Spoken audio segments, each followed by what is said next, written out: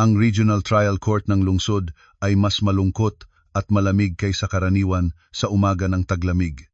Ang hangin sa loob ng mediation room ay makapal amoy ng mga lumang dokumento na matagal nang nakaimbak, amoy ng amag mula sa mga lumang kahoy na mesa at upuan, at ang nakakakilig na amoy ng paghihiwalay.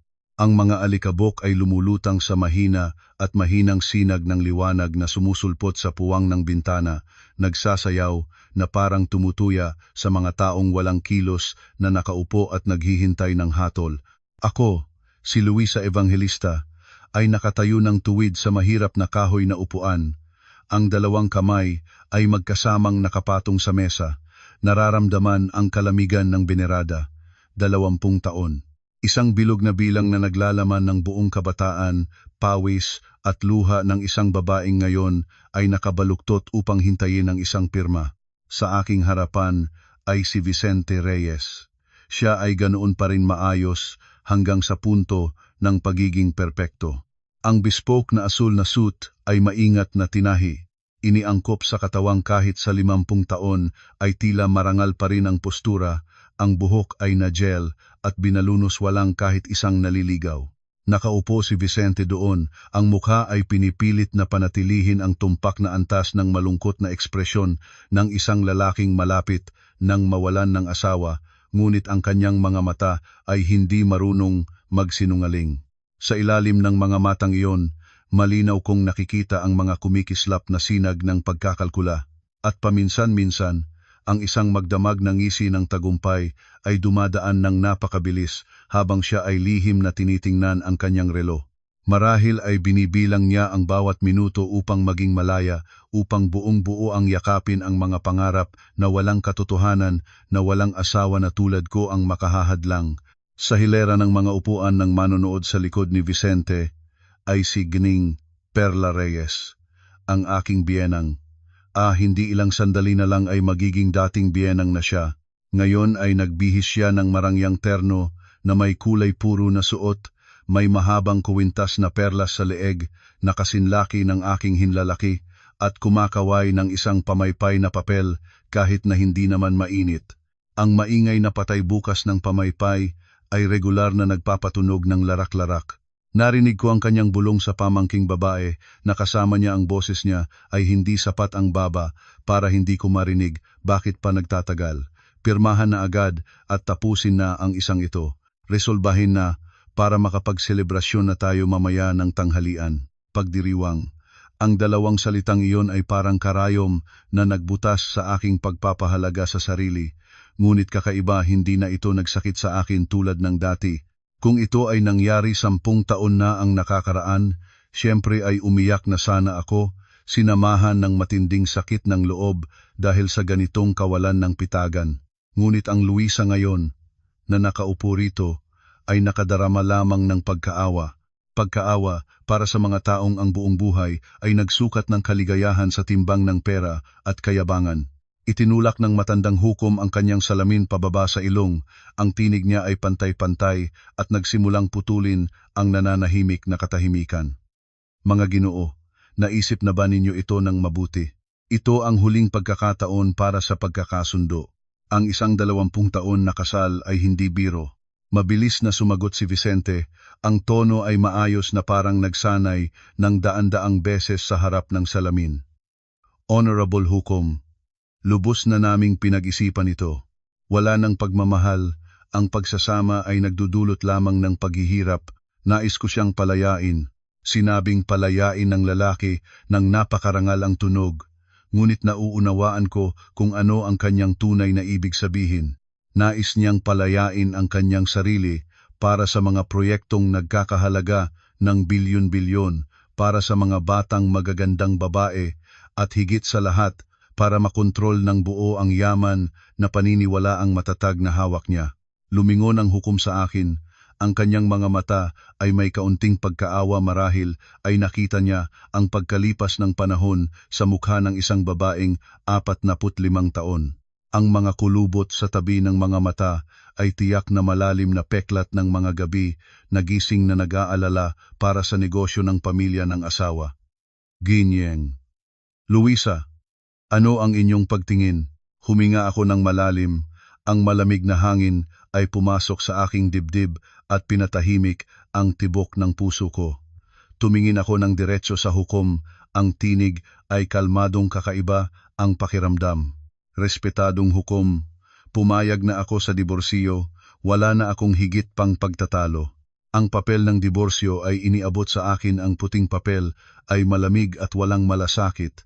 Ang mga itim na linya ay maraming letra na gumagapang-gapang. Ito ang kasunduan sa paghahati ng ari-arian na inihanda ni Vicente ng maaga. Bukas palad niyang iniiwan sa akin ang lumang bahay ng aking mga magulang at ang karapatan na maging tagapag-alaga ng aming anak na lalaki na nag-aaral sa ibayong dagat. Ang lahat ng iba pang bagay, ang lahat ng shares sa kumpanya, ang mga bagong real estate, at higit sa lahat ang joint bank account na kinatawan niya para sa mga transaksyon ay para sa kanya. Tinatanaw ni Vicente ang aking mga kamay, ang kanyang mga mata ay parang nagnanais na hipnotisahin ang ballpen. Alam ko ang kanyang iniisip. Naniniwala siyang isang babaeng matiyagin at walang alam sa pananalapi ang nasa harap niya. At higit sa lahat, naniniwala siyang ang aking ama, si G.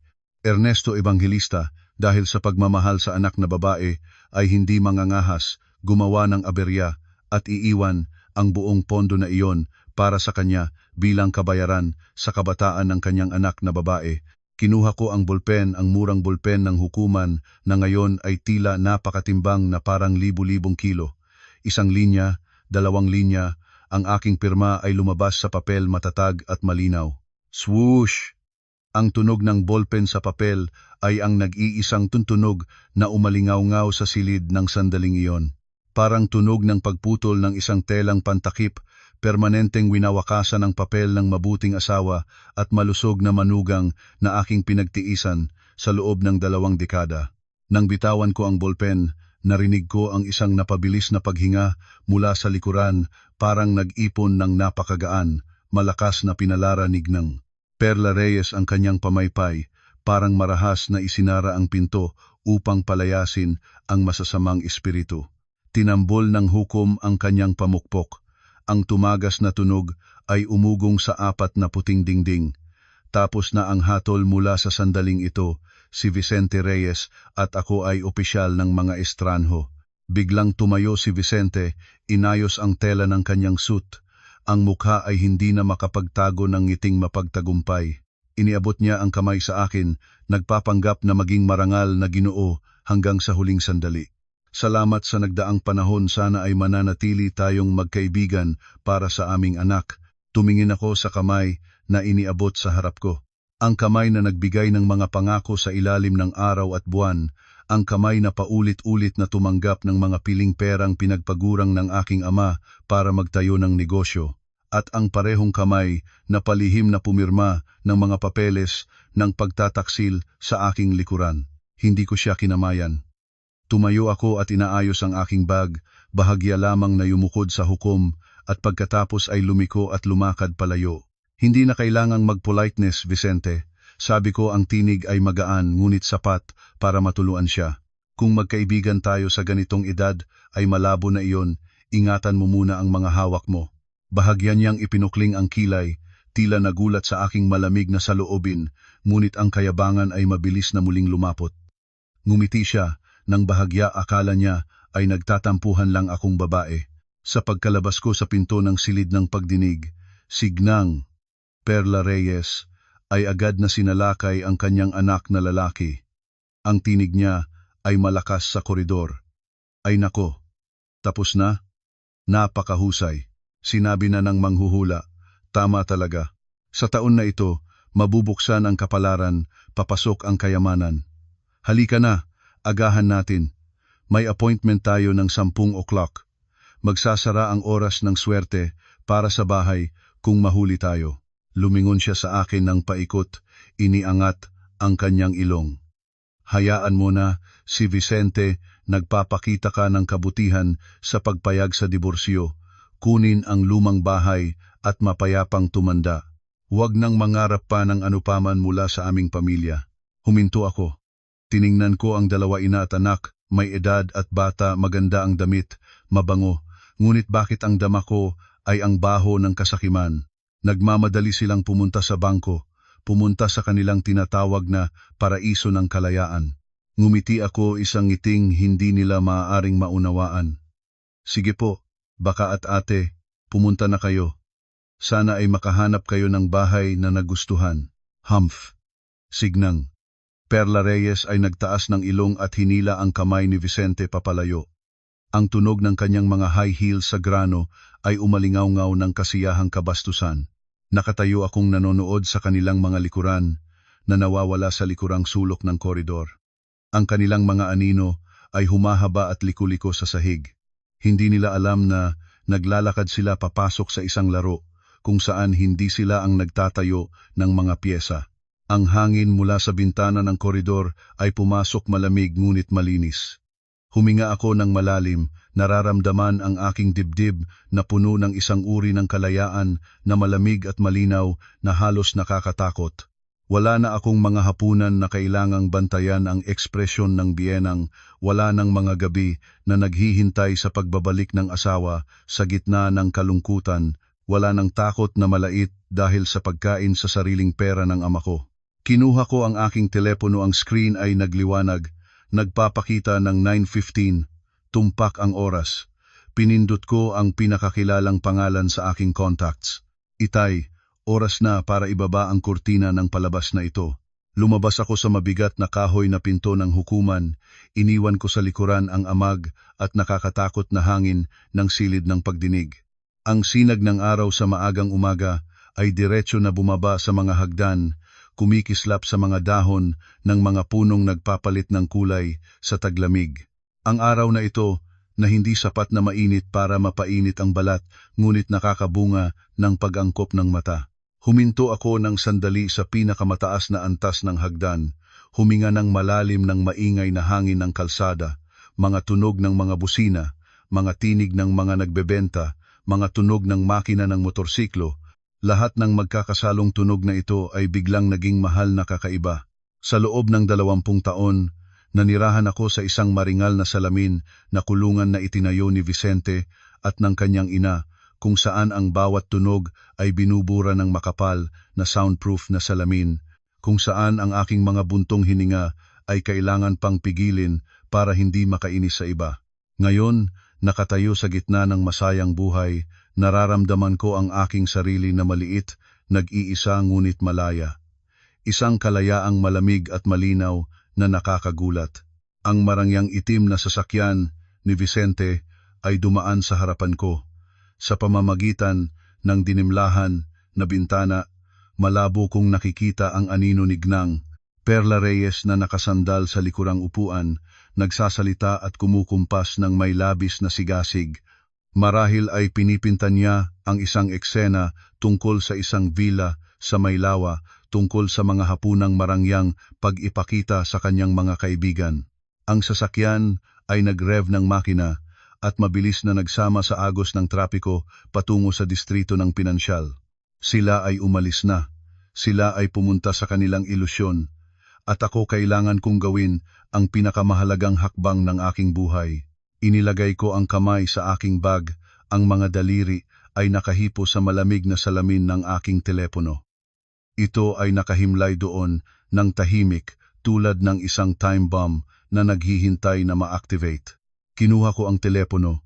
Ang screen ay nagliwanag, ipinakita ang aking mukha, isang mukha na wala nang nagtitiis at nagpapakumbabang ekspresyon na dati, ngunit pinalitan ng isang determinasyong malamig.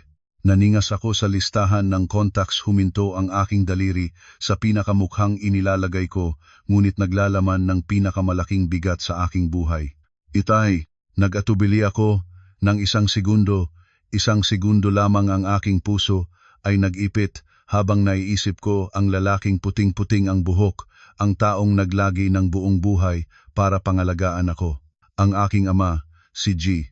Ernesto Evangelista, isang lalaking maikli ang salita, mahigpit ngunit nagmamahal sa kanyang anak ng isang pagmamahal na kailang tulad ng karagatan. Nang sinabigang nag-aasawa ako kayman ipinagbawal niya ito, hindi siya sumigaw at walang labis na pagbabawal.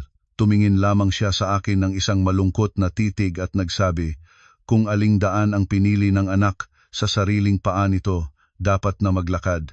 Ngunit tandaan kapag pagod na ang tuhod at namamanglay na ang paa, lagi akong nag-iwan ng bukas na pinto para sa iyo. Sa loob ng 20 taon, sinikap kong huwag mapagod ang tuhod at manguryami ang paa. Sinubukan kong patunayan sa aking ama na ang aking pagpili ay tama. Ibinigay ko ang pera ng aking ama kay Vicente para maging puhunan, tinulungan ang kanyang pag-unlad, nagtiis para mapanatiling matatag ang pamilya. Ngunit nagkamali ako, ang aking ama ay nakita agad ang tunay na ugali ni Vicente sa unang tingin. Ang tingin ng isang matandang negosyante na nakakita kaagad ng isang mapagsamantalang huwad na gentleman, at ang aking ama ay naghanda para sa araw na ito nang matagal na. Pinindot ko ang tawag. Ang pagring ay mariing tumunog sa aking tainga. Tut-tut. Pagdating ng pangalawang ring, sinalot na ang kabilang dulo. Walang formal na hello, tanging ang pamilyar na mataas na paghinga lamang. Ang paghinga ng isang malakas na bundok na hindi gumagalaw kahit sa bagyo. Oo, anak, ang tinig ng aking ama ay dumating malalim at kalmado, parang nakaupo siya sa tabi ko. Walang pagkamadali, walang labis na pag-aalala, tanging lubos na tiwala. Bahagya akong natigilan sa lalamunan, ngunit mabilis kong nilunok ang kahinaan. Hindi ako dapat umiyak ngayon. Kailangan kong maging malakas gaya ng aking ama. Itay, sabi ko. Ang tinig ay malinaw sa gitna ng ingay ng kalsada. Tapos na ako. 3 maikling salita. Tapos na ako. Hindi lang iyon anunsyo na natapos na ang diborsyo. Ito ay pagtatapat na ang landas na pinili ko ay nagtapos sa isang patay na dulo. Ito ay huli na paghingi ng tawad sa aking ama, at higit sa lahat, ito ay code word. Ang kabilang dulo ay tumahimik ng sandali. Naisip ko ang aking ama na nakaupo sa kanyang silid-aklatan na puno ng mga libro, marahil ay bahagyang nanginig ang kanyang kamay habang inilalagay ang tasa ng tsaa sa mesa. Kahit inihanda ang isipan, ay hindi pa rin maiiwasan ng sinumang ama ang pagkirot ng puso kapag nalaman niyang nasira ang kasal ng kanyang anak na babae. Ngunit ang aking ama ay si G. Ernesto Evangelista. Hindi niya hahayaang ang emosyon ay mapangibabawan ang isip sa mga desisibong sandali. Mabuti. Ang tinig ng aking ama ay tumaas, mas matibay, at mapagpasyang pakinggan ito ngayon. Malaya ka na. Anak, ang aking lalamunan ay nanigas ng kaunti, ngunit mabilis ko itong nilunok. Oo, malaya na. Ang presyo ng kalayaan ay 20 taon ng kabataan, ngunit huli na ay mas mabuti kaysa hindi. Huminga ng malalim ang aking ama, ang tinig ay naging matulis. I-activate ko na. Ito ang salitang hindi kailanman inaasahan ni Vicente at ni Ginang, Perla Reyes. Naniniwala sila na ang 50 milyong piso sa investment account sa pangalan ni Vicente ay pinagsama-samang ari-arian, bunga ng pagsisikap ni Vicente, o kahit man lang isang permanenteng kasal na regalo ng pamilya ng asawa. Hindi nila alam na ang aking ama ay hindi kailanman kompletong ibinigay ito. Inisip lamang niya itong isang may kondisyong pautang, may pautang na nakatali sa mga lihim na trust agreements at mga kumpidensyal na probisyon, na ang susi ay hawak lamang ni Vicente at ng aking ama hanggang sa huli. Sigurado ka pa ba, anak? Muling nagtanong ang aking ama, isang tanong na procedural, ngunit pati na rin upang kumpirmahin ang aking determinasyon. Kapag pinindot ko ito, wala nang ibabalik.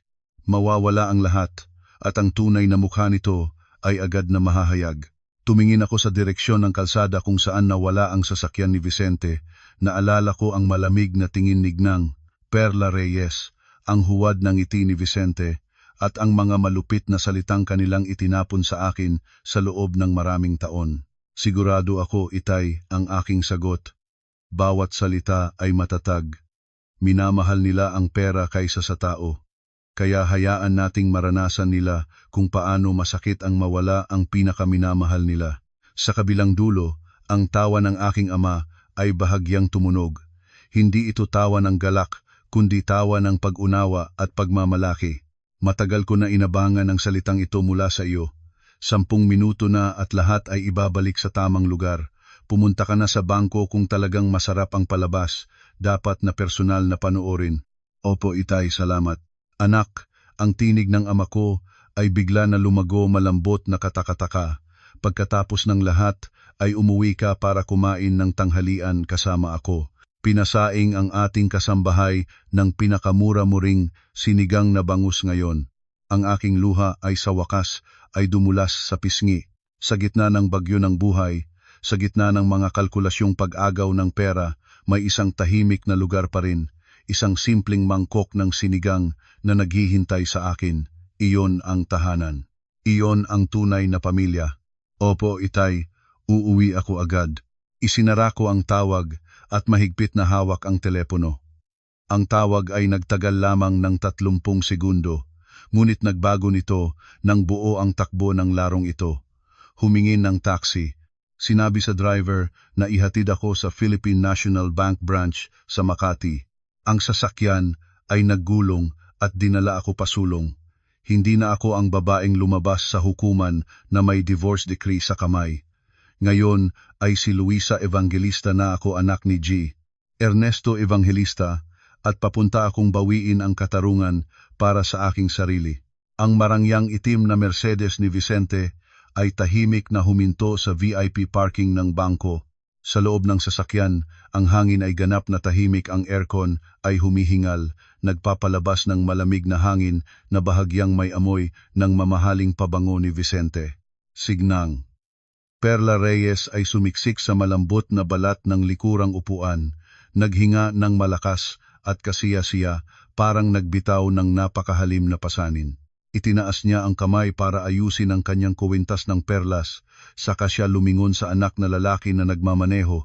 Ang ngiti sa kanyang labi ay kumapal hanggang sa makita ang mga linya sa tabi ng kanyang mga mata, peklat ng panahon na kahit anong mahal na cream ay hindi maitatago. Ay nako, gumaan ang katawan ko, anak. Matagal ko nang hinihintay ang araw na ito, palagi ay nakikita ko ang mapungay na mukha ni Luisa at hindi na matanggap ang aking pagkain. Ngayon ay tapos na, bawat isa ay makakaalis na sa sariling daan. Ngumiti si Vicente ng bahagya, binikoy ang gulong ng elegante at binilis ang huli sa daan. Lumingon siya sa kanyang ina sa rear view mirror. Ang kanyang mga mata ay nagliwanag ng pagkamayabang na palagi niyang tinatago sa harap ng iba. Huwag nang magdrama, inay. Kailangan lang niya ng iba, hindi siya tugma sa antas ng ating pamilya. Ang pagiging tugma ay iyon nga, sabi ng kanyang ina, nang may pagpunit ng labi, pinagalaw ang pamaypay ng mas mabilis. Ang babaeng iyon ay mula sa probinsya, kahit ilabas mo sa pinakamataas na lugar, ay hindi pa rin siya magiging marangal. Sige na, sigurado na si Luisa na hindi niya alam ang investment account. Nagpakawala si Vicente ng bahagyang ngiti, bumakol ang mga daliri ng ritmo sa gulong habang sinundan ang musika mula sa sound system. Inay, huwag kang mag-alala, ang account na iyon ay nasa pangalan ko, isang trust account para sa investment. Dati, pinagawa ko siyang mag-sign ng full power of attorney para sa mga transaksyon sa stocks at real estate. Nagtiwala siya ng buo at pumirma agad ng hindi binabasa ang mga kondisyon. Ngayon na may diborsyo na sa papel, ang pera ay personal na investment income ng aking sariling ari-arian. Kahit gusto ng kanyang amang humingi, kailangan pang mag-ayos ng kaso sa hukuman at ang pera kapag nasa pitaka na ay hindi na maaagaw. Natuwa Signing. Perla Reyes nang marinig ang kanyang anak. Nagtawang malakas siya, ang tawa ay dumating sa saradong espasyo ng marangyang sasakyan at maingay na nakakatakot. Talagang anak ka ng iyong ina. Napakatalino. Si Vicente Reyes ay hindi tunay na matagumpay na negosyante para walang dahilan, kaya naman handa na tayong masiyahan. Ayan, pagkatapos nating kunin ang pera mula sa bangko, ay pumunta nating mag-down payment ng bahay sa Maylawa agad, ha? Huminga si Gineng. Perla Reyes ng malalim, ang mga mata ay nagningning habang sinimulan niyang iguhit ang mga bisyon ng kinabukasan. Itong bahay sa may Laguna Lake, sinabi ng broker, hung sa Hilaga Silangan, maayos ang hangin buong taon. Nag-book na ako ng appointment ng 15 taon ng edad niya para makita ni Luisa na may pag-asa ang ating pamilya. Tumango si Vicente. ang mga mata ay nangangarap sa villa na iyon. Magiging lugar iyon ng kanyang mga piling handaan, kung saan iaanyayahan niya ang mga business partner para palakasin ang kanyang posisyon. Tama, inay, kahit magkano ay makukuha ko. Ang villa na laban 2 milyon ay walang kahulugan kumpara sa kapital na mayroon tayo. Bibilhan ko rin kayo ng bagong sasakyan ng pula para sa inyong gamit. Sabay-sabay silang nagkukuwento, magkasamang nagtatahi ng mga pangarap na walang katotohanan sa pundasyon ng pagtataksil. Pinag-usapan nila ang paglalakbay sa Japan sa susunod na buwan, ang mamahaling damit na isusuot nila, ang mga handaan kung saan sila ay pinapuri at kinikilala. Sa isip nila, ang 50 milyong piso ay nasa kanilang bulsa na. Tinuring nila ito bilang karapat-dapat na gantimpala para sa tiis na pag-aanatahan sa akin sa loob ng maraming taon. Naniniwala si Vicente na kahit ang puhunan ay galing sa biyenan, siya ang nagpatakbo, ang nag-invest at kumita. Kahit sa katotohanan ay itinalaga lamang niya ang pera sa mga ligtas na channel na pinili ng aking ama. Inakala niyang karapat-dapat siyang sa lahat at ang pag-agaw dito ay natural na bagay. Ang sasakyan ay dumaan sa mataas na mga gusali na sumasalamin sa araw, kumikislap ng maliwanag.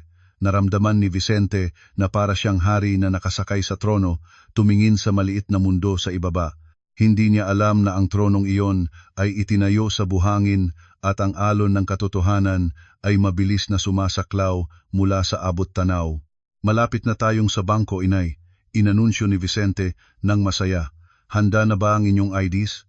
Ngayon, mag-withdraw muna tayo ng 20 milyon para sa down payment ng bahay at ang natitira ay ilalagay natin sa maikling termino para kumita habang nagpapahinga tayo. Handa na. Lahat ay kasama ko. Kumaway si Gneng. Perla Reyes sa kanyang bag. Ay, pag-isipan na lang natin ang oras ng pagkuha ng title ng bahay. Nagpatuloy sila sa pagtutunguhan, masayang nagsasalita tungkol sa mga pangarap. Hindi nila alam na sa dako ng bangko, isang babaeng naghihintay ng may kalmadong ngiti at isang nakahanda ng hatol. Ang Philippine National Bank Branch sa Ayala ay isang maringal na gusaling salamin na nakatayo sa gitna ng intersection.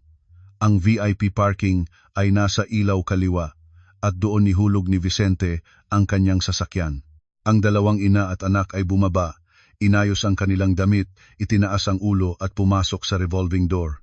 Lumakad sila sa pulang karpet, may tiwala at kahambog-hambog. Hindi nila alam na ang huling mga hakbang nila ay nasa tuktok ng isang peking kaningningan. Sa loob ng VIP lounge, doon na naghihintay si Luisa nang matagal na. Ang VIP transaction room ng bangko ay hiwalay sa maingay na pangunahing lobby. Sa likuran ng makapal na soundproof na salaming pinto, ang espasyo sa loob ay tahimik at malamig na nakakatakot. Ang kalamigan dito ay hindi lamang nagmumula sa malakas na aircon, kundi nagmumula rin sa mga itim na tsupalak na upuan, sa maputlang marmol na mesa, at sa espesyal na amoy ng lugar na ito lamang nararamdaman, amoy ng pera, kapangyarihan, at mga kalkulasyon na nakabalot ng sutla. Nakaupo akong nakaisa sa sulok, ang dalawang kamay ay humahawak ng napaligo ng tasa ng tsae. Dumating ako ng 15 minuto ng maaga sa oras ng appointment, hindi dahil nag-aalab ako, kundi dahil gusto kong magkaroon ng oras para mapanood ang lahat, para maibaon ang aking sarili sa isang madilim na sulok at mapanood ang eksena na malapit nang mangyari sa ilalim ng maliwanag na ilaw. Eksaktong 10:00, ang kristal na pinto ay bumukas. Ang unang tunog na pumasok sa tahimik na silid ay hindi ang magalang na pagbati, kundi ang tunog ng mga high heels na tumatalon sa salaming sahig kasabay ng malakas na tinig ng Perla Reyes. Hoy, ikaw na empleyada, lumabas ka dito at dalhin ang aking bag. Ano bang klase ng serbisyo ito? VIP customer ay nakarating na sa pintuan at walang lumabas na sumalubong. Pumasok si Gnang. Perla Reyes, ang buong silid ay tila biglang naging puno, marahil ay dahil sa kanyang makulay na presensya. Ngayon ay nagbihis siya ng maningning na gintong terno na tela. May puting balahibo sa ibabaw, ang leeg at mga kamay ay puno ng gintong alahas. Mukhang isang Christmas tree na sobra ang dekorasyon sa kalagitnaan ng tag-init sa pilitang nagpapakita ng kayamanan ng walang pinag-aralan at paltos. Sa tabi niya ay si Vicente nagpapanatili ng imahe ng matagumpay na negosyante, may bralat na balat ng buwaya at mahinahong mga hakbang, ngunit ang mga mata ay nagmamasid ng puno ng suspetsa.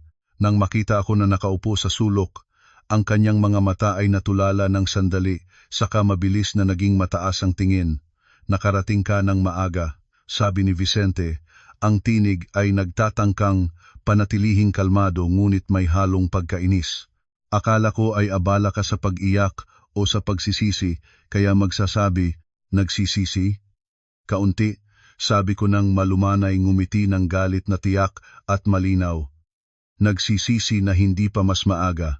Bahagyan niyang tiningnan ang kilay, mukhang nagulat sa aking malamig na saloobin, ngunit ang pagmamalaki ay mabilis na nagbabalik.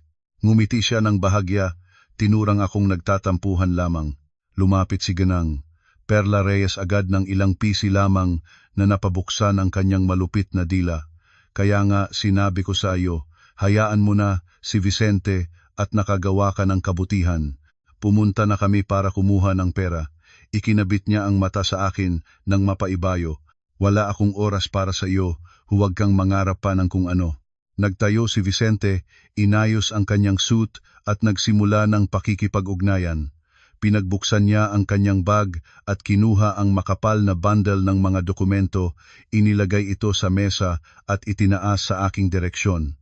Ito ang mga papeles para sa paglipat ng lumang bahay ng iyong mga magulang at isang milyong piso na savings account na nasa pangalan mo para sa iyong anak. Nakasign ko, natingnan mo lang at mag-sign para tapos na.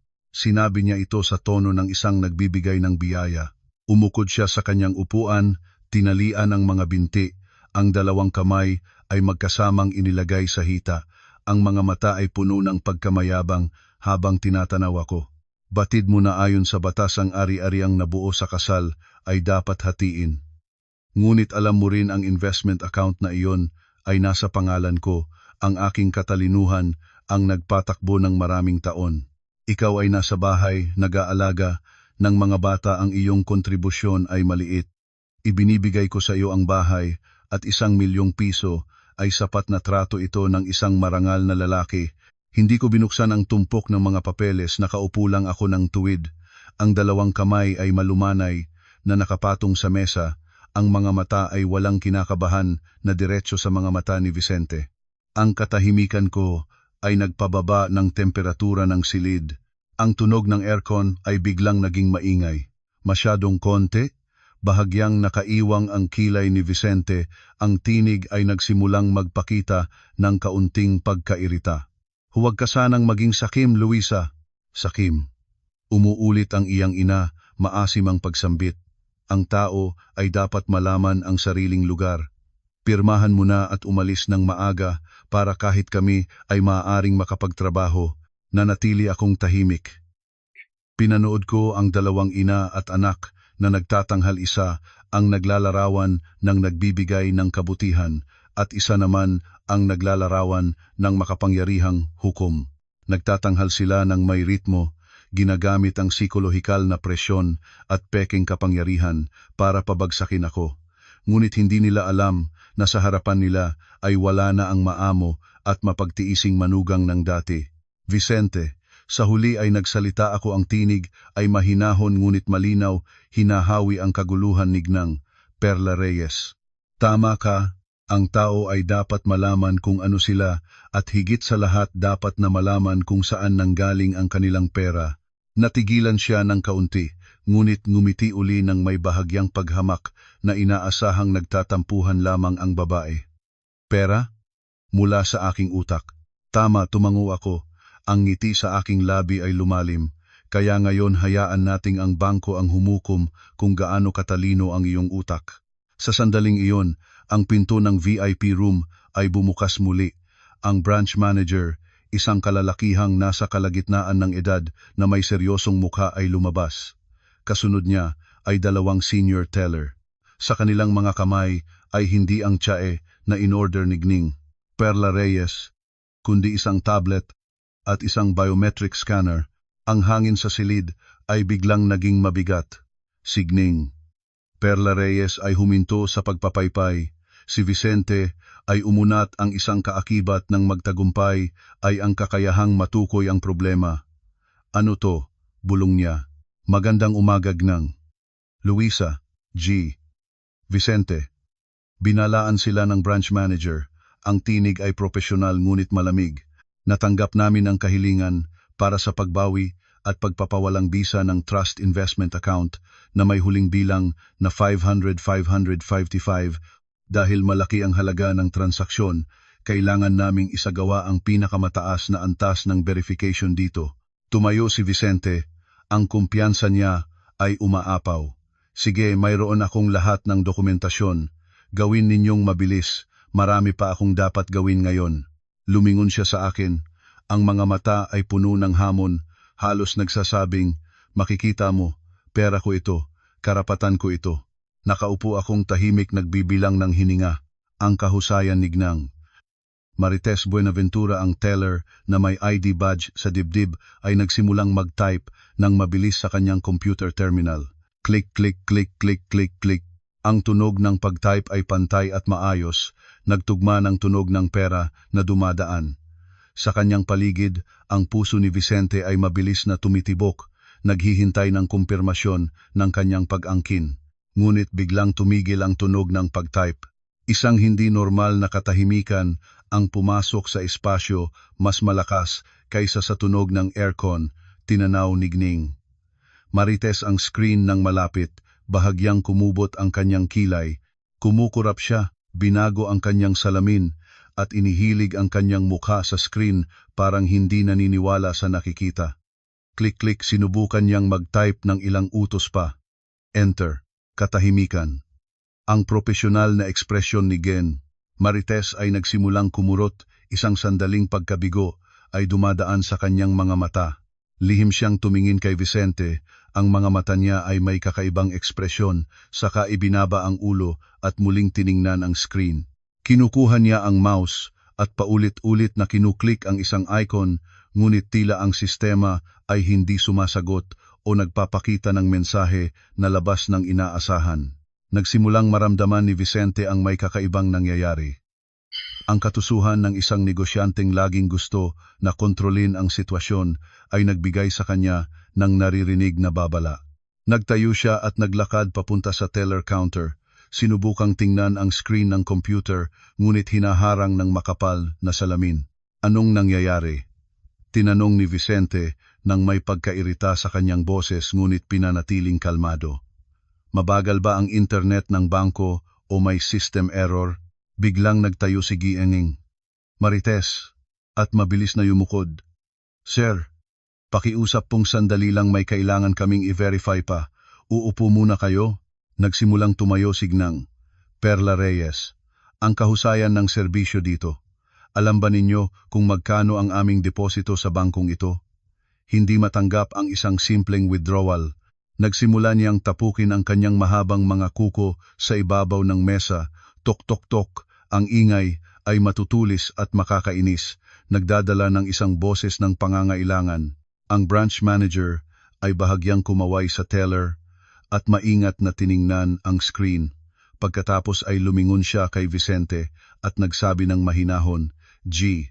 Reyes, kailangan naming kausapin kayo tungkol sa isang napakasensitibong bagay. Ang transaksyong ito ay hindi maisasagawa. Bakit hindi? Biglang sumigaw si Vicente. Hindi na niya napigilan ang sarili. Agalay pinindot ang mesa ng isang makapangyarihang kamao.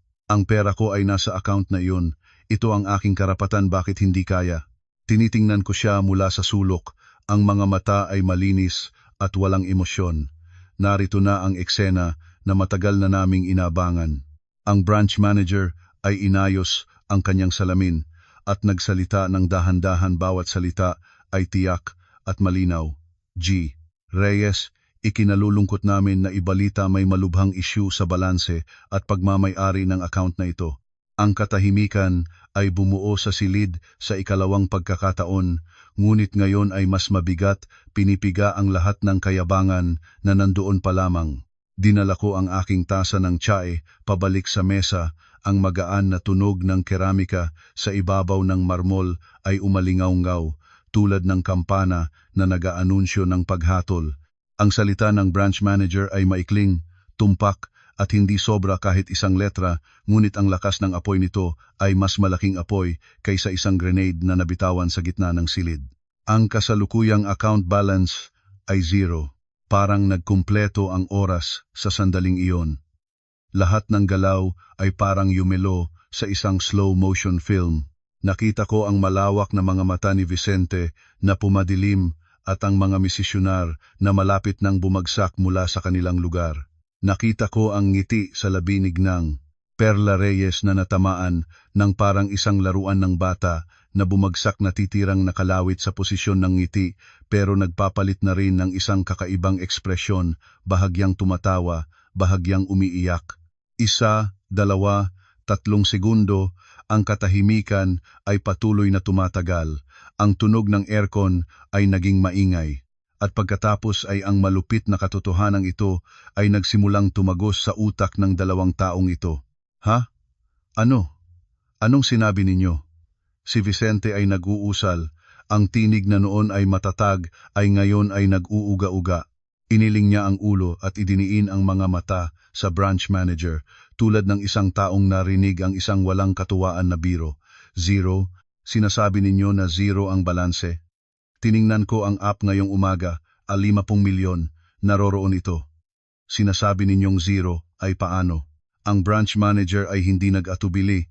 Tinawid ang mga kamay sa harap niya, ang kanyang mukha ay tulad ng isang tagapagtapat ng hatol, walang nagpapabago doon kahit galit ni Vicente. Inyumang niya ang tablet sa kanyang kamay, inialok ito kay Vicente. G. Reyes, tingnan ninyo ito, real-time data mula sa aming central server. Ang mga numero ay hindi nagsisinungaling. Sinagap ni Vicente ang tablet, ang mga mata niya ay nagtatagis sa screen. Ang mga numerong lumipad sa harap niya ngunit wala sa kanilang lahat ang 50 milyong piso. Sa section ng available balance, isang 0 lang ang walang awang nakaupo sa gitna ng puting screen. Imposible, imposible ito, sumigaw si Vicente. Ang tinig ay lumabas na kakaiba, nabasag, tinapon niya ang tablet sa mesa ng malakas. Boom! Anong klase ng trabaho ang ginagawa ninyo dito? Luma ng sistema ninyo, siguradong error ito. Humingi na kayo ng IT, gusto kong magsampa ng reklamo. Isinusuklam kayo ng bangkong ito, pagsampahin ko kayo para sa pagkawala ng pondo ng kliyente. Namula ang mukha ni Vicente, ang ugat sa leeg niya ay naglabasan. Ang dignidad ng isang matagumpay na negosyante ay nagsimulang gumuho nang mabilis na iwan lamang ang imahe ng isang lalaking natakot at nag-aalala habang binabaliwala ang pinakamaaasahang bagay niya. Sa kabilang banda, si Gneng Perla Reyes ay tumugon sa ibang paraan. Kung si Vicente ay parang baha ng apoy, ay si Gneng Perla Reyes ay parang pagbagsak ng mataas na pader. Nanatili siyang umupo ng walang kilos, ang mga mata ay malawak at nakatuon sa walang laman na espasyo. Ang bibig na pulang-pula, ang lipstick ay nakabukas, ngunit walang lumalabas na salita. Naramdaman niya na parang lumilipat ang lupa sa ilalim ng kanyang paa. Ang villa sa Maylawa na may 20 milyong halaga, ang pulang sports car, ang mga biyahe sa Japan at Korea, ang mapagmahal na mga tingin ng mga kaibigan, lahat ng maningning na larawang iyon ay biglang pumutok tulad ng mga bula ng sabon. Klang! Ang pamaypay sa kanyang kamay ay nahulog, ang matunog na bagsak ay umalingaw-ngaw sa loob ng silid, gumiray ilang beses at humiga ng walang buhay sa ilalim ng mesa. Hindi man siya tumalikod para kunin ito. Itinaas niya ang kanyang mga nanginginig na kamay para hawakan ang kanyang kaliwang dibdib. Doon natulog ang matandang puso na biglang nabigyan ng malaking pabahagi. Vicente! Bulong niya. Ang tinig ay wala na sa dating lakas at katunog, narinig parang sigaw ng hangin sa pagitan ng mga bintana. Totoo ba ito? Ang pera? Saan na ang pera? Halos palundo na ako. Lumingon si Vicente sa kanyang ina, ngunit sa halip na mag-alala, ang kanyang mga mata ay puno ng kabaliwan. Hindi niya tinanggap ang katotohanan ito. ang pagmamalaki ng isang taong palaging nagpapalagay sa sarili na matalino na nasa tuktok ay hindi nagpapayag sa kanya na tanggapin ang pagkatalo. Inay, tumahimik ka, sabi ni Vicente sa kanyang ina nang malakas sa unang pagkakataon sa kanyang buhay ay nagmataas ang tinig niya sa kanyang ina sa harapan ng iba. Ano nang sabi ng nangyayari? Nakikita nating ginagawa ng bangkong ito ang pagtatago ng pera ng kliyente. Kumuha tayo ng abogado, agad gagalugan ko sila. Walang tigil niyang nilulunsad ang mga suntok sa mesa, binibitawan ng mga pahayag na nagbabago ang direksyon. Minsang si Luisa ang may kasalanan, minsang ang sistema ng bangko, minsang ang gobyerno. Ang dispersasyong ito ng isang taong nag-aakalang siya ay palaging nananaig ay lalong nakakahiya kaysa sa mismong pagkatalo. G. Reyes. Agad na nagsalita ang branch manager, malakas at malinaw, inangkop ang kanyang salamin at inumpisahan ang pagsalita. Huwag kayong makikipagtalo. Ang aming sistema ay walang error. Ang zero balance ay tumpak. Iniumang niya ang isang bagong bundle ng mga dokumentasyon. Ito ang dahilan. Ang account na ito ay hindi ninyo ganap na pag-aari. Ito ay may legal na tawag na Family Protection Trust at ang kontratang ito ay may kasamang automatikong kondisyon na sinalaysay ng malinaw. Si Vicente ay natigilan ng buo. Tumalikod siya pa rin. Automatikong kondisyon? Anong ibig sabihin yan? Ang pangalan ko ay nasa account, kahit sinong abogado ay susuportahan ako. Ngayon ay hindi na ang branch manager ang sumasagot. Malumanay kong inilagay ang tasa ng tsae sa mesa, ang magaan na tunog ay tila isang bilyar na bola na nagsimulang gumurang ng domino. Tumayo ako, dahan-dahang inayos ang aking blazer, at lumapit ng kalmado sa direksyon kung nasaan si Vicente. Lumingon siya sa akin ng biglaan. Sa kanyang mga mata ngayon ay nakita ko ang isang bagay na hindi ko kailanman nakita sa loob ng 20 taon, ang tunay na pagkagulat na halo ng takot. Luisa, alam mo ba ito? Tinanong ni Vicente. Ang tinig niya ay nagsimulang basagin, wala na ang dating kapangyarihan. Bakit ang account na ito ay may kinalaman sa iyong ama?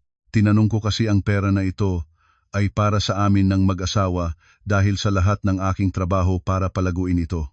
Tumingin ako ng diretso sa kanya, ngumiti ng isang ngiting hindi naglalaman ng kasiyahan kundi pag-awa para sa isang taong hanggang ngayon ay hindi pa nauunawaan ang kanyang katayuan. Vicente, lagi kang nagmamalaki na matalino ka, na negosyante ka, ngunit nalimutan mo ang pinakapangunahing batas sa negosyo.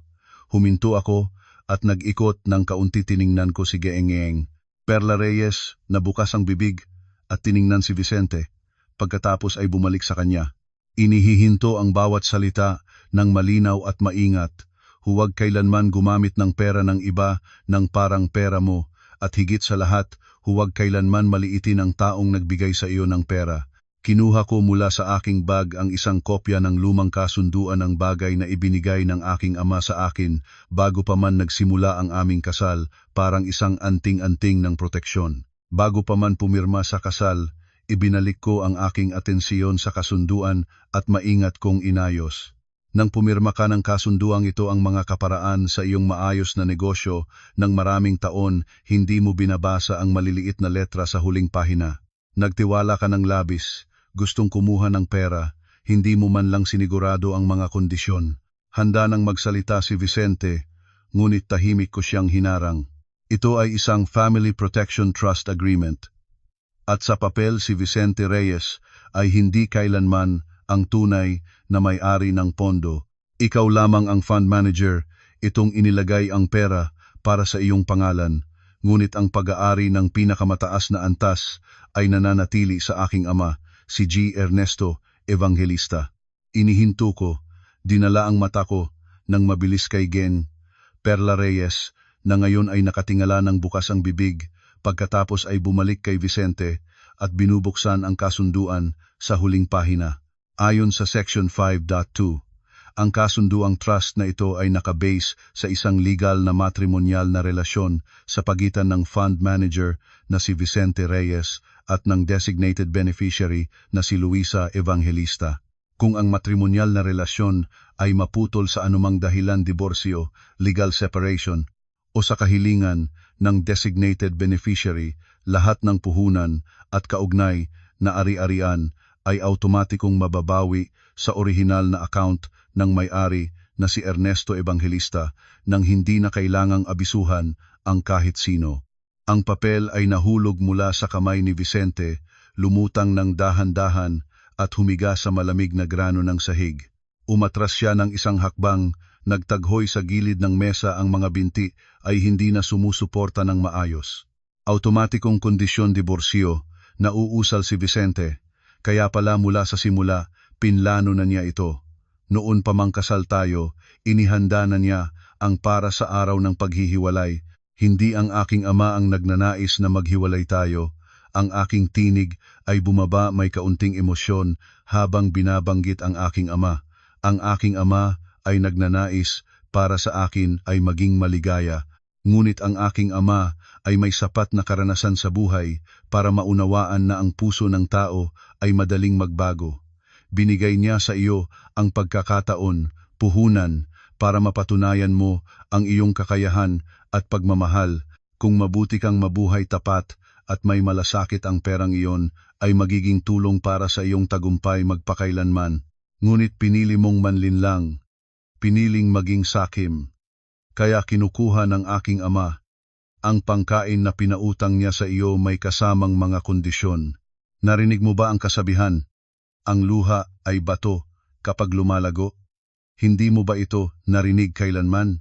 Tumayo ako at lumapit nang malapit kay Vicente. Ngayon ay mukhang maliit siya at uminog sa kanyang mahal na suit. 10 minuto bago umalis ako sa hukuman, tinawagan ko ang aking ama. Iyon ang signal para i-activate. Ang sistema ng bangko ay nakaset na sa utos na ito mula sa 20 taon na ang nakakaraan. Nang sinabi kong, tapos na ako, ang withdrawal order, bakit napakabilis? Tanong ni Vicente. Mukhang tumitikim ng abdo. Dahil ito ay pinakamataas na antas ng seguridad na pinayagan ng iyong biyenan ng napakalaking halaga para mapanatili. Singgenang.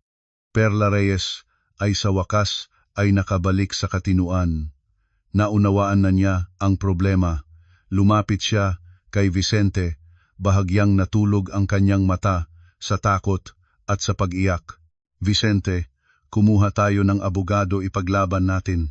May isa pang bagay na dapat ninyong marinig, ang branch manager ay sinalita muli, ang tinig ay mas mabigat. Hindi lamang ang pagre-retiro ng puhunan ang isyu. May natuklasan pa kaming isang karugtong na problema tungkol sa legal na pagiging wasto ng ilang nakaraang transaksyon. Nagalaw niya ang susunod na bundle ng mga dokumento. Ang mga ito ay mga papeles na matagal na naming inihanda kasama ng aking ama. Binuksan niya ang isang pahina na nagpapakita ng mga padala ng pera at transaksyon, at sa sulok ng bawat pahina may isang pirma, ang pirma na huwad ng Luisa. 3 buwan na ang nakakaraan, may isang transaksyon na naisagawa gamit ang isang power of attorney na di umano'y nilagdaan ng gneng, Luisa. Ngunit ipinaalam sa amin ng aming Advanced AI Signature Verification System na may anomalya sa pirma. Ngayon ay si Vicente ang biglang nagsimulang manginig. AI Signature Verification? Nag-uusal siya. Anong ibig sabihin yan? Pinindot ng branch manager ang isang button, lumabas sa malaking screen sa dingding ang paghahalin tulad ng 2 pirma. Ang isa ay ang pirma ni Luisa na nakasave sa kanilang sistema. Ang isa naman ay ang pirma mula sa power of attorney na inihain ni Vicente. Sa mata ng sinumang makakakita, magkapareho ang 2 hanggang 99%. Magkapareho, sabi ni Vicente, naabot ang kahit ilang sandaling pagkakataon ng pag-asa. Pareho, ibig sabihin ay nag-sign siya. Pinapatunayan nito ang aking karapatan. Talagang napakakapareho.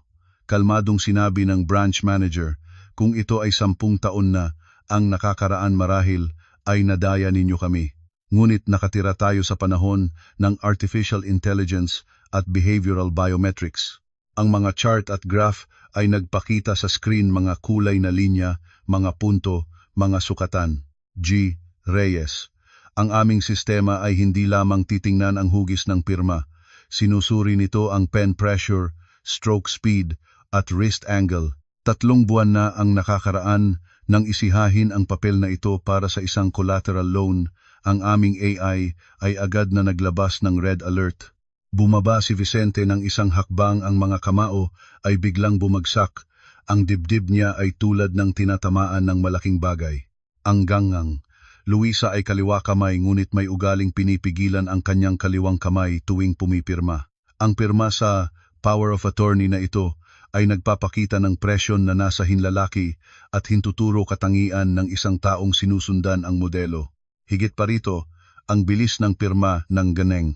Luisa ay mabilis at matatag, ngunit ang pirma na ito ay may pagkaantala ng 0.5 segundo sa bawat punto ng kurba, nagpapakitang ang pumipirma ay parehong nakatingin sa modelo habang pumipirma.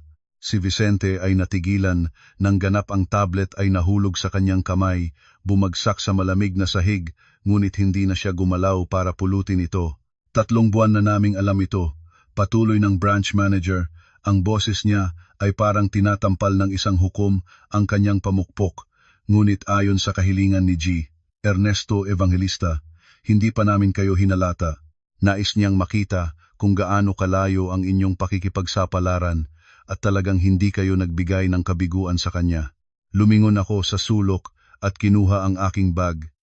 Itay lang ang may karapatang mag-utos sa account na iyon na ganapin ang withdrawal, at ang utos na iyon ang humantong sa zero balance ngayon. Ang natuklasan pa tungkol sa peking pirma ay isa pang bagay na kailangang ipaliwanag ninyo sa mga kinauukulan. Pinindot ng branch manager ang isang button, ang pinto ay bumukas. 2 PNP officer sa uniforme ay pumasok. Kasunod nila ang isang plainclothes na ahente, G. Vicente Reyes. Ang unang opisyal ay nagsalita ng malinaw.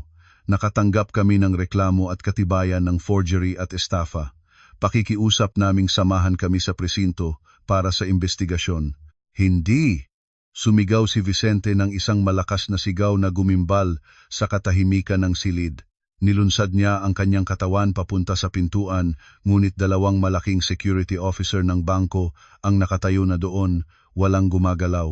Lumingon siya sa akin ngayon, ay wala na ang mga mata ng asawa, wala na ang mga mata ng mapagmataas na lalaki. Iyon ay ang mga mata ng isang nilalang na pinagal sa paghahanap ng puwang para tumakas.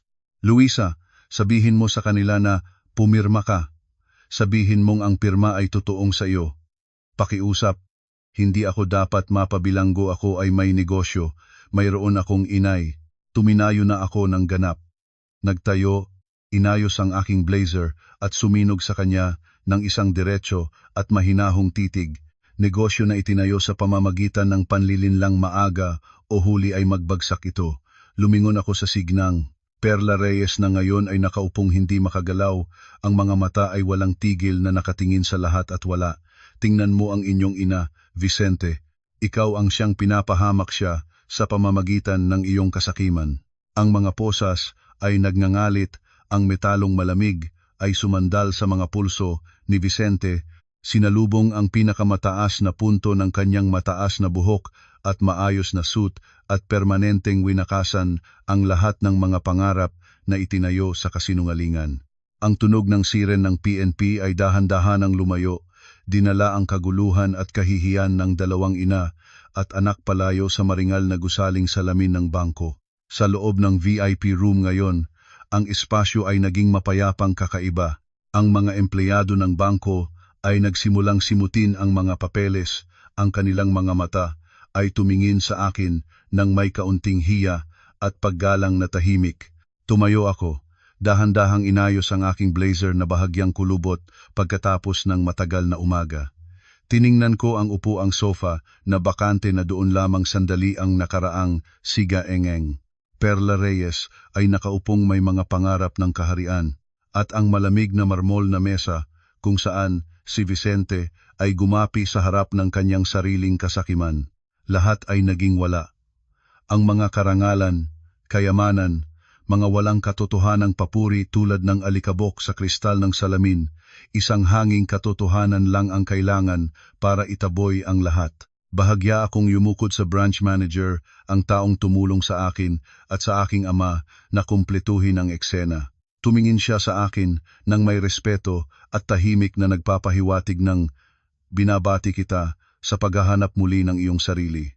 Tumalikod ako at lumakad palabas ng silid. Ang tunog ng aking mga sapatos sa salaming sahig ng malaking lobby ay mariing umalingaw-ngaw, ngunit ngayon ito ay hindi na mabigat at nag-aalangan tulad ng mga lumang araw. Bawat hakbang namin ay malinaw, kalmado at magaan. Dumaan ako sa revolving door, lumabas sa bangko, iniwan ang likuran ang amoy ng pera at mga kalkulasyon ng mundo. Ang labas na mundo ay tinanggap ako ng isang gabi na ang araw ay lumulubog ng maganda. Ang sinag ng araw sa pagsapit ng hapon ay hindi na matulis tulad ng tanghali, kundi ginto at mapagmahal binalutan ng lahat ng bagay ng isang mainit at malambot na kasuotan. Ang hangin ng taglamig ay nagsimula ng dumaan sa aking buhok na nagdadala ng hininga ng kalye, ng buhay na nagpapatuloy ng mabilis ngunit puno ng sigla. Huminap ako ng malalim nararamdaman ang aking dibdib na puno ng isang ganap na kalayaan. Walang na nagpupuna sa akin, walang na pumipigil sa akin na mabuhay ayon sa sariling pagpapasya. Wala na ang mga gabi nagising sa pag-aalala tungkol sa pagtataksil. Si Luisa Evangelista ay kabilang sa aking sarili na lamang ngayon. Nagtayo ako sa bangketa at pinanood ang agos ng tao na nagmamadali. May isang mag-asawa na nagsakay ng magkasabay sa lumang motorsiklo. Ang asawa ay mahigpit na niyayakap ang bayaw. Ang isang kamay ay may daladalang gulay para sa hapunan. Sila ay mas mahirap kay Vicente, mas mahirap kay Giengeng. Perla Reyes ng malayo. Ngunit sa kanilang mga mukha ay kumikislap ang kapayapaang hindi kailanman magagamit ng mga taong nabubuhay sa peking kaluwalhatian. Bigla kong napagtanto na ang tunay na kaligayahan ay hindi kailanman nasa numero sa bank account o sa mga villa sa dalampasigan. Ito ay nasa kapayapaan ng isipan, ito ay sa pagtratrato sa mga tao ng may katapatan at pagmamahal, ito ay sa bawat gabi na mababaw ang pagtulog ng walang pangamba sa paghahayag ng mga lihim. Si Vicente at si Gining. Perla Reyes ay nagbayad ng halaga, isang halaga na mahal ngunit makatarungan. Ang batas ng sanhi at bunga ay hindi nagpapalampas ng kahit sino. Maagang o mahuli, malumanay o marahas na kasalalay ito sa mga buto na iyong itinanim. Nagtinim sila ng kasakiman at kasinungalingan. Nag-ani sila ng pagkawala at pagkakakulong, habang ako nagtinim ako ng pagtitiis at paggalang sa aking mga magulang, at ngayon ay nag-aani ako ng kalayaan. Kinuha ko ang aking telepono, ang screen ay nagliwanag sa ilalim ng sinag ng hapon. Pinindot ko ang tawag para sa aking ama, "Hello, anak." Ang tinig ng aking ama ay dumating palaging malalim at matatag tulad nito.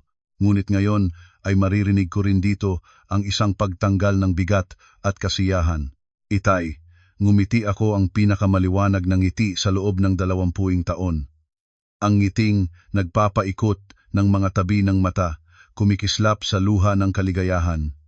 Pauwi na ako. Pabaliking init ang sinigang, gutom na ako. Sa kabilang dulo, ang tawa ng aking ama ay tumaas ng masaya, ang maliwanag na tawa ng isang matandang ama na inihanda ang mga bisig para sa kanyang anak na babae na bumabalik pagkatapos ng isang masamang panahon. "Umuwi ka na, anak." Mainit ang kanin at sabaw, naghihintay ang buong pamilya. Isara ko ang tawag at pinikit ko ang telepono ng mahigpit. Sumignal ako ng isang taxi na dumating at isinakay ako pauwi, hindi sa anumang marangyang lugar kundi pauwi. Doon ay walang maningning na chandelier, ngunit may dilaw na ilaw ng pagmamahalan. Doon ay walang mga handaang puno ng pagpapanggap, ngunit may mangkok ng masarap na sinigang na mayaman sa lasa ng tahanan. Ang sasakyan ay nagulo sa agos ng trapiko ng lungsod. Sa labas ng bintana, nakita ko ang araw na dahan-dahang lumulubog sa abot tanaw. Ngunit alam ko na iyon ay hindi ang wakas ng liwanag. Iyon ay lamang pahinga para sa isang mas maliwanag na bukang liwayway bukas. Para sa akin, ang sa edad na 45 ay hindi katapusan ng tagsibol. Ito ay simula ng isang bagong umaga, isang buhay kung saan maaari akong mabuhay ng may mataas na ulo, magmahal sa aking sarili at mamayapa sa piling ng mga taong tunay na nagpapahalaga sa akin. Ang pera ay maaaring mawala, ang pagmamahal ay maaaring kumupas, ngunit ang halaga ng sarili ay ang tanging bagay na hindi maaaring ninakaw ng kahit sino maliban kung sarili mong ibibigay ito sa mga hindi karapat-dapat. At ngayon, binawi ko ito ng buo at may pagmamalaki. Mga Ginoo at ginang, ang kwento ni Luisa ay nagtapos na, ngunit ang alingawngaw nito ay tiyak na nananatili sa ating puso. Ang buhay na ito ay patas ng lubos. Huwag makita ang pagtatagumpay ng iba at isipin na permanente ang kanilang tagumpay. Huwag makita ang katahimikan ng ibang tao at isipin na ang mga ito ay walang saysay. Ang kasakiman ay tulad ng tubig ng karagatan, habang iniinom ay lalo na nagutom, at sa huli ay lulunurin ang taong umiinom. Ang katapatan at kagandahang loob lamang ang tunay na lifebuoy sa gitna ng palaging nagbabagong agos ng buhay. Sana sa pamamagitan ng kuwentong ito, ang lahat na nagtitiis ng kawalan ng katarungan ay mahanap ang lakas para tumayo. At ang lahat na nagtatakbo ng walang humpay para sa material na bagay ay makatigil bago pahuli ang lahat. Igalang ang tao sa inyong tabi habang maaga pa at tandaang ang kapayapaan ang huling hantungan ng tunay na kaligayahan.